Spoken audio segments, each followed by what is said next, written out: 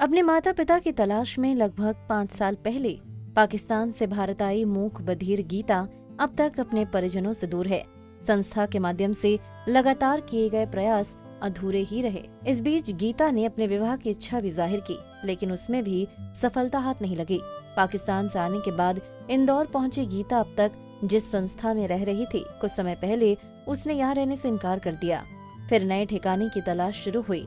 बहरहाल विजयनगर इलाके में स्थित सांकेतिक भाषा के जानकार पुरोहित दंपति के घर पर ही गीता ने रहने की इच्छा जाहिर की, तो पुरोहित दंपति ने भी उसे घर पर रखने के लिए समर्थन दे दिया। में वो गीता थोड़ा सा पैनिक हो रही थी कि अभी कोरोना में जो संक्रमण फैला उसको लेके, और थोड़ा सा वो बार बार जिद कर रही थी हमारी संस्था में आने के लिए।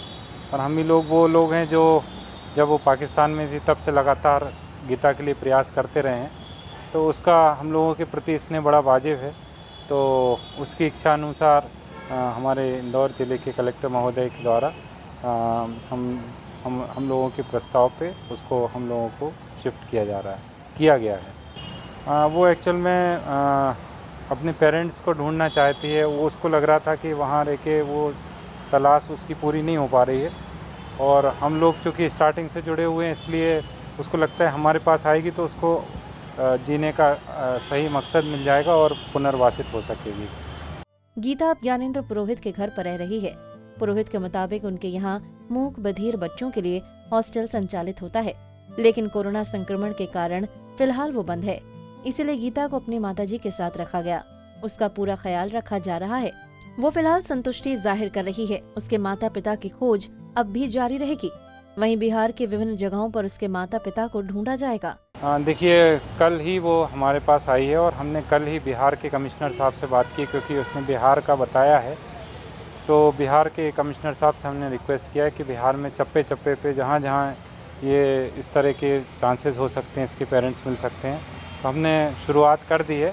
और इसके अलावा हम चीफ डिसेबल्ड कमिश्नर भारत सरकार से भी मतलब पूरे हिंदुस्तान के जितनी भी संस्थाएं हैं मूक बधिर बच्चों की, और ऐसे जितने भी पुलिस की जो हेल्पलाइन चल रही है उनके माध्यम से प्रयास करेंगे, मतलब भरसक प्रयास करेंगे। और सबसे बड़ी बात है कि इस पूरी जो प्रोसेस है इसमें मेन किरदार की भूमिका में गीता ही रहेगी, क्योंकि अभी तक हुआ ही है कि प्रशासन और सब लोग प्रयास कर रहे थे, लेकिन अब गीता पूरी तरह से इन्वॉल्व होकर प्रयास करेगी। और मुझे लगता है कि हम बहुत जल्द उसको पुनर्वासित करने के लिए हम लोग कृत संकल्पित हैं, और पेरेंट्स भी ढूंढने का प्रयास पूरी तरह से करेंगे, और उसकी विवाह भी जल्दी से जल्दी करा के उसको पुनर्वासित करेंगे। सीधी सी बात है। एक्चुअल में सबसे बड़ी दिक्कत यही हुई है कि काफ़ी हम लेट हो चुके हैं इस पूरी प्रोसेस में, और अभी IVR मेथड से उसका रिहेबिलिटेशन हो रहा था।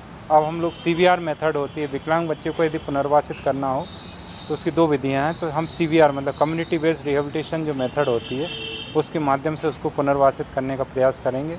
और हमें बिल्कुल ये लगता है कि बहुत जल्द हम उसके माता पिता और जो उसके विवाह से संबंधित है वो हम प्रयास करेंगे। भारत सरकार की तरफ से किसी तरह की कोई मदद की आवश्यकता? हम लोगों ने आर्थिक रूप से तो लिखकर मना किया है कि हमें किसी तरह की सहायता नहीं चाहिए। हाँ, जो हमें दूसरा मोरल सपोर्ट चाहिए है वो उसके लिए हम लोग उनसे गुजारिश करेंगे अलग अलग डिपार्टमेंट के माध्यम से, और पूरी संभावना है कि हम लोग उसको रिहेबिलिटेट तो बहुत जल्द कर देंगे।